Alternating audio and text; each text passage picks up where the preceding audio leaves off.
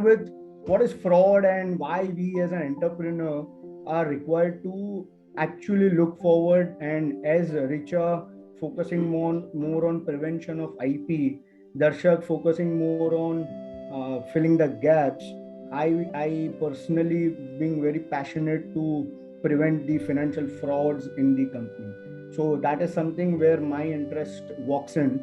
So I'll just start with, there is a quote saying of Mr. Mahatma Gandhi that there is enough in the world for every man's need, but there isn't enough for every man's greed.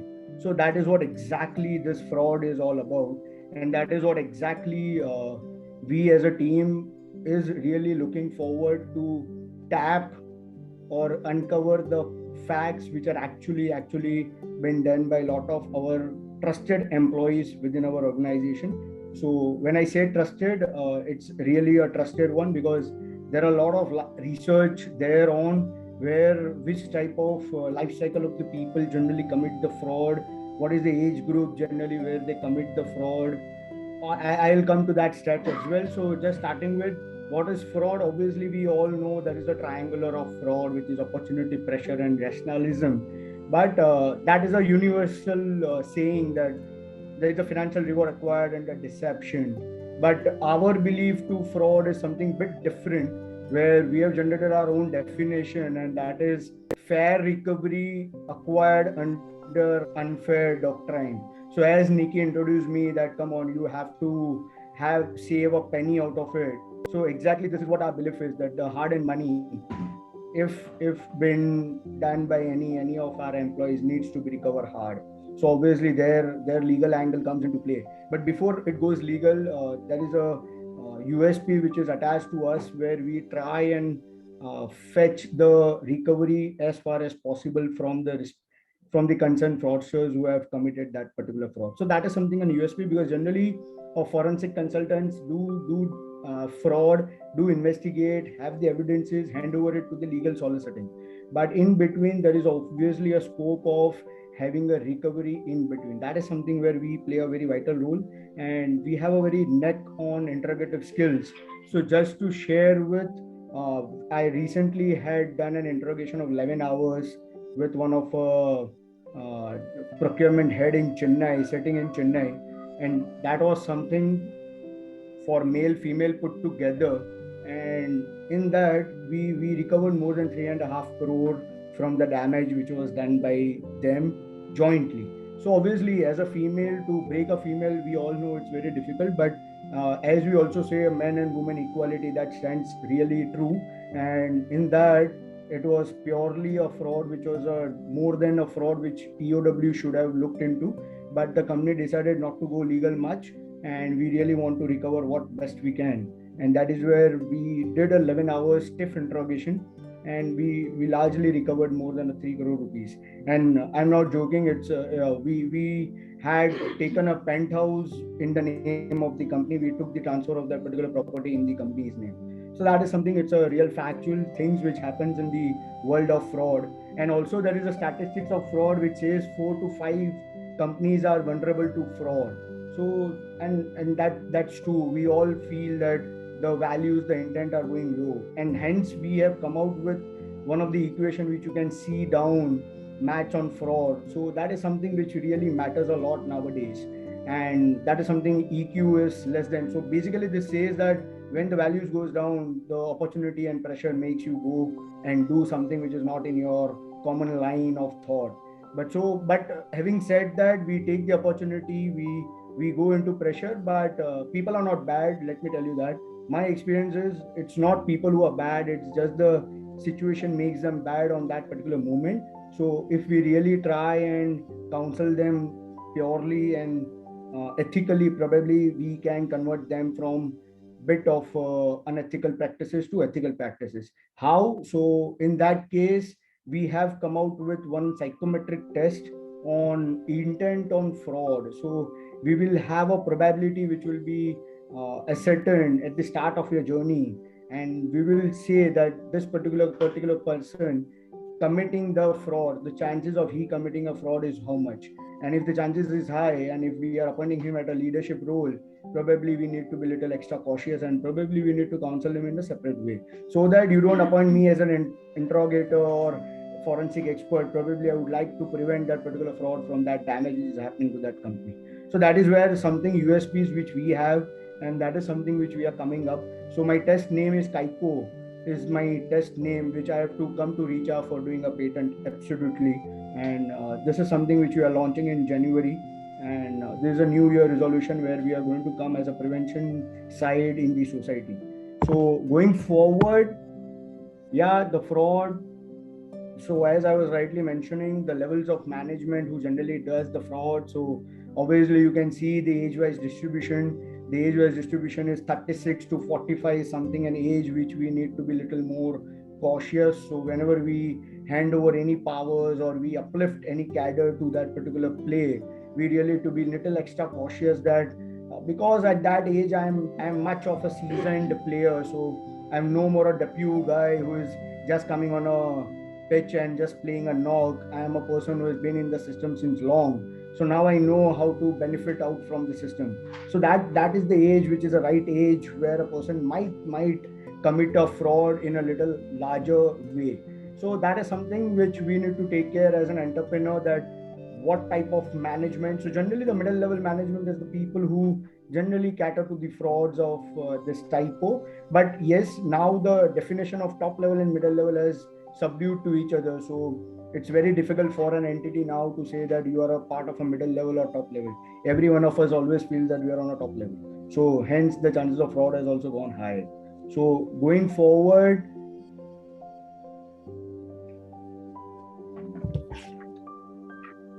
so this is the strategies of fraud where I would rather go a little more bit into where there is a red flags and green flags, red flags and green flags. So this is the most crucial part of my of anyone's entrepreneur's journey, where people have to be careful in red flags and green flags. So what is the red flag meaning? So red flag is obviously when we as an entrepreneur, when we are seeing our people, we have to really see that whether they are living lifestyles of the employees are going in a way where it should be. So the line of that particular lifestyle is whether in a thin line, there is a line of differentiation we can make out if we really want to make out. So that is something where a preventive machinery comes into play, where we see that there is a lifestyle which is going in a disproportionate level, where a company is honoring to him at whatever X amount, and against that what is the lifestyle which is enjoying. So there was one red flag in one of our case where he every weekend he used to have a weekend holiday, and which was Saturday, Sunday. Now we all say, come on, it's my personal life, I can have a Saturday, Sunday off.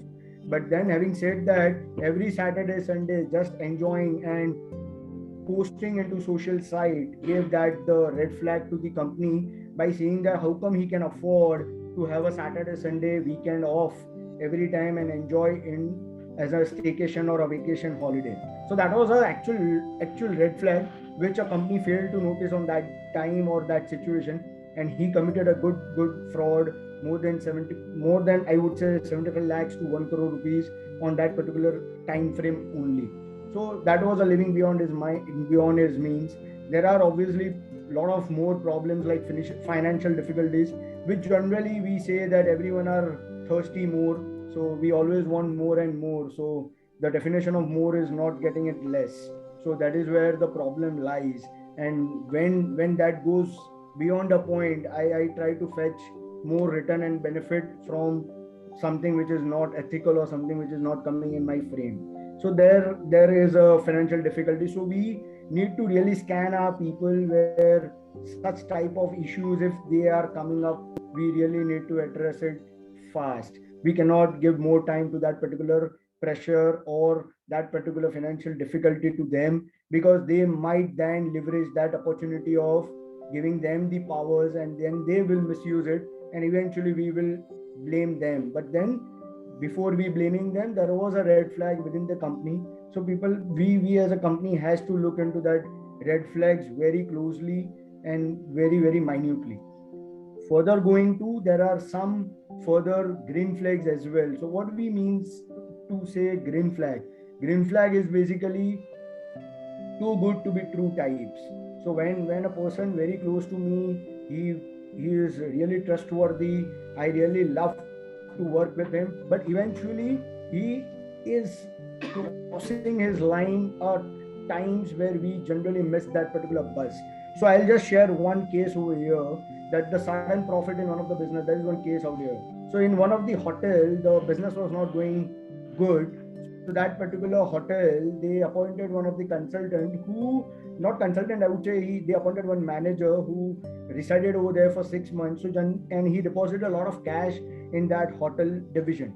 So promoters thought, oh, it's a good income coming out of that particular hotel. Suddenly, the entire tangent of my loss-making division has turned up into green, where I'm earning a lot of profit out of it. But surprisingly, if you say so, this was too good to be true. Where the management has tried their knock for 2 years, they could not succeed, and this guy coming in just a month back and just succeeded in 6 months. So that was something, a fishy thing which management thought, and that was actually a green flag. When the matter was investigated, it was found that he sold all the assets of that hotel and got the cash deposited in that particular bank account of the hotel. So that was the case which was done by that particular guy. So at times we feel that it's too good. So obviously the situation was really in favor, but that was not actually true. So we as a company or entrepreneur really need to take care where any employees are not claiming reimbursements on time. They are paying payments from the credit cards. They are leaving the particular claims from the company. If that scenario comes, it's actually to be looked for. It's a flag which you really need to be take care, and then needs to be looked into from that particular side. Hence, green flag, red flag plays a very vital role. Going further, I will just quickly go into the types of fraud. So there are technically three main types of fraud, which is financial statement fraud, it's a corruption, and an asset misappropriation. Now, when I say financial statement fraud, we all know the cases of big B's, where we really have lot of cases of Kingfisher. We have a Nirav Modi case. So there is obviously financial statement fraud which has happened on that level, which everyone we of us know. So the second most prominent case is also the corruption part, where recently the company called it was a PSU company and ONGC, and they started with the prevention of fraud in corruption, and they have a whistleblow mechanism go live just a month back. So that is something which now even every government or every PSUs are also targeting, that this corruption practice is going beyond a limit, and that is now coming to every one of us, making it more lucrative and getting it benefit out of that. So this is the second area where generally we need to look out. So obviously there is an Indian Act of Corruption, but there is a UK Act as well. There is a US Act, FCPA Act, where they take care of the corruption and this bribery part very closely, and they are very stringent as well in that particular norms. So, and the third most appropriate one is the asset misappropriation, where there are fraudulent disbursements happening. There are dual employments which employees are having. There are cases where employees have onboarded the vendors who are very closely related or nexus to them. There are cases where dual employments comes in. There are multiple cases of cash larceny. There are cases of accountants who just do the fraud of having a transfers or payments to an unidentified recipient. So there are multiple variants of fraud. It's only we need to be vigilant enough to tap that frauds on timely basis, so that we don't become a victim or a witness. In fact, we prevent that fraud more largely. So going further, I'll just go a little more. I'll not go into the stats. The stats is the types or percentage of the frauds which are more likely happening in the company. So corruption is at the top, if you can just see. So that is something which is very prominent, and we all would agree also that this is one area. Kickback, corruptions, conflicts, dual employment is one area, a gray area where company needs to tap this at a on a I would say real urgency, because this types are going very high now. So I would say the stats which was there in 2018 was 4 out of 10. Probably this might be 6 or 7 out of 10, where corruptions or conflicts or dual employments are really in a good play. So this is something which is need to be tapped on. The second most area where generally the kickbacks are, the frauds happens are more on the fraudulent disbursements.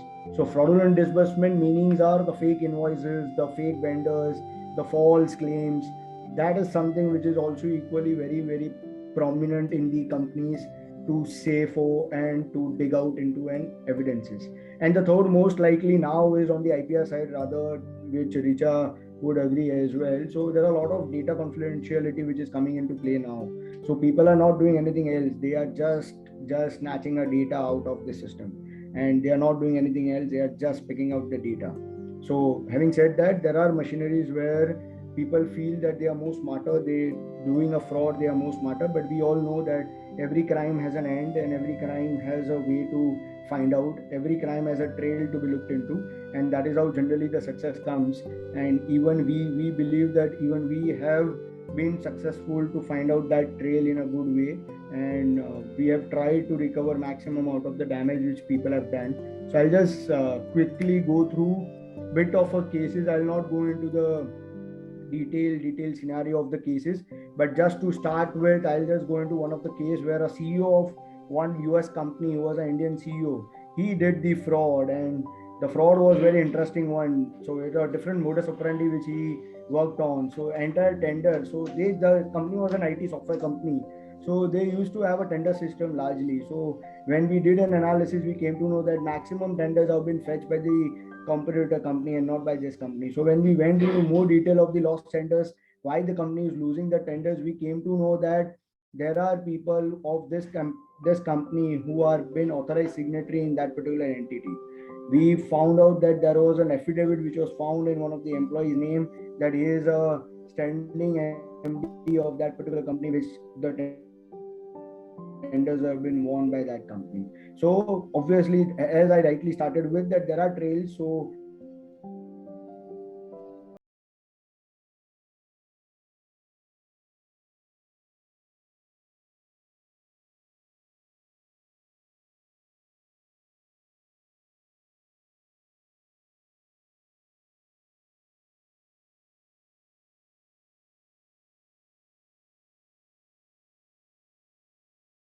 I think I'm audible. So any issue, please address me, because Now you are audible. yeah. So I think the CEO case study was something which I was addressing. So the another case was on the capex cost, which was been misused, and entirely renovation of his own house was been patched by the capex cost which was incurred at the company's front. So that was something a very important case, and a CEO was very smart. So we took around 1 month to drill him out, and eventually we succeeded, and the confession was been done by him. The second most interesting case was also one of the conflict of interest, where employee opened a company in the name of his wife, and he started routing the entire business not in his company, in his wife's company. So entire chain of business was been transferred to that company. And when we further investigated, we found that a lot of customers have been gone from this company to that company. So that was something very interesting. In this case, the most interesting part, generally we feel that lower level of cadre generally doesn't will fail to commit a fraud. In when we investigated this case, that stands not true, because the salary of this employee was at that time 30,000. He did a fraud of more than 2 crore, and he was in the system since more than 20 years. So when we say loyalty, the loyalty was extreme. When we say employee having slowly growth, yes, he was drawing a 30,000 salary, but yes, he did a fraud of more than 2 crore rupees. So that is something which is really an eye opener to us as well, that the frauds happens generally to any level, by any level, and for any amount. So there is no limit to it. The limit is something which we need to set it, the tolerable limit also and the intolerable limit also. So unless we set that, probably we will not succeed to prevent the fraud in a large way. So that is something which we need to address on. And recently, one of the recent case which we have addressed was on the procurement side, which we all know and agree, and it's a hard fact or true fact where procurement is the grayest area where generally the fraud just comes in. So in that case as well, the fraud has been so that that particular employee with connivance with one of the further employee, they entered more than 18 vendors in the system, and by that they did a business transaction of more than 30 crore in that particular span of 15 months or 18 months. And obviously we all agree that doing a 30 crore business with that company without a motive of price rig or price deep will not make any sense. So that was something a very interesting case, and that really opened a lot of angle to modus operandi, where there are more than. So whenever we do one case, we always feel that, oh, come on, now we will find out this type of cases. But surprisingly, we get another case where the modus operandi is different, and the only reason is the thumb impression is different from each of us. So our brain acts differently, but at the end the goal is to one side is to damage and our other side is to prevent. So that is where I will start now on the preventive side. So the preventive side is obviously we really strongly believe that we really have to work on vigilances. We need to really work on preventive side to secure ourselves from the damage. So one of the core area to work on, I feel, is vigilance committee. A company should form a vigilance committee where independent party is a member of that particular vigilance committee. We do a regular surveillance of the employees, we do a regular surveillance of the vendors, and then have a surprise checks on that. So a lot of things will come out from that particular vigilance. Unless we have that vigilance eye open, probably to prevent is hard bit not to play. So that is one of the area. The second is whistleblow. Probably good listed big companies have all implemented this whistleblow technique. So even now, SMEs and entrepreneurs, the time has come where we really have to look into whistleblow technique as well, because the next slide of mine says that 41% of the fraud cases have been triggered by the tips. Now the tips, if anyone wants to give where and how that particular tip will reach out to the right door. So that is something very interestingly need to be designed, framed, and then has to be made as a policy check, needs to be designed well, so that so as you see over here, the 40% of the cases are coming from the tips. So that is where the need of the preventive machinery comes into play. The third most part is the entry and exit time. So entry, as I started with my presentation on EQ side, psychology. So we have just developed a psychology test, psycho, which is on employee side and the vendor side as well, where you really can understand the probability of person committing a fraud. So that probability will make you decide whether you want to hire, if you want to hire, at what level, whether you want to downside, whether you want to upside, because a lot of angles into it when a fraud occurs. So that is something which really needs to be take care. So the psychometric test will become one of the real game changer in this particular world of side. We have a lot of psychometric tests in the market, but with the intent on fraud, this probably should be the first one to enter. So we are entering into the vendor side as well, where even the vendor, when you want to onboard into the system, even that psychometric test has to be conducted by the vendor, because any fraud is not successful unless the connivance of the third party comes into play. So if we really want to prevent the fraud, we really have to try it from the both the side of the end. So we just tapping it at the employee side and keeping vendor free, probably they will influence our employees to again enter into the fraud. So that is where we also deliberated to work on the vendor side as well.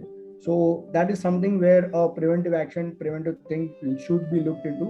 And the most important part, the next part, is the background check. We all know that we do the police verification. Richa, probably a lawyer, would throw more light that generally when the fraud case comes, only 7% of the cases goes on legal. So rest 93% are not going on legal. So when you do a background check, you will not technically come to know that is there any case which is filed against that particular person. So a different way of doing a background check is needed whenever you hire any person into the system. So, and the third most important part is when you ask someone to go at the notice period, you really have to have a different glass of eye when you the person is on the notice period, because that is the time where he can damage the most if he has not damaged before. So that is the third angle where we should see where test of entry and exit needs to be looked into very deeply and very uh, authenticatedly, so that we really can work on preventing that type of particular frauds. So that's all probably from my side. This is something a connecting dot theory, because my forensic never ends unless we connect the dot. So this is something where we work on, this is how we work on. So emotional EQ, obviously background, then there are some red flags, preventive techniques in place. There is a possible step fall in the fraud. Then we have the forensic. If some forensic comes in, there is an evidence needs to be played. Obviously there is a legal angle attached to it, and probably we may have a right intent working at the right place. So that is how generally the connecting dot theory works. But when we do an investigation, the unless we connect the dot, probably the case is not shut and closed. And we really have to work hard to investigate and get that evidences where a legal angle can be justified and can be further acted upon to go further. And our endeavor is we go more than 7% of the cases where only companies go till 7%. So maximum 7% of the companies have filed the cases on the employees. So you can imagine the threat of reputation, the threat of particular person's makeover is really making legal action go little low. So our endeavor is whenever we do forensic, we try and emphasize our entrepreneurs or the companies that you try to go legal, because that threat is required to the opposite party, because he may commit again otherwise. So we really have to stop it somewhere by that particular people who are working with. So that's all from my side. Forensic types of fraud, multiple ways and means to do the fraud. Hopefully I might have done justice with some minutes which was given to me by our host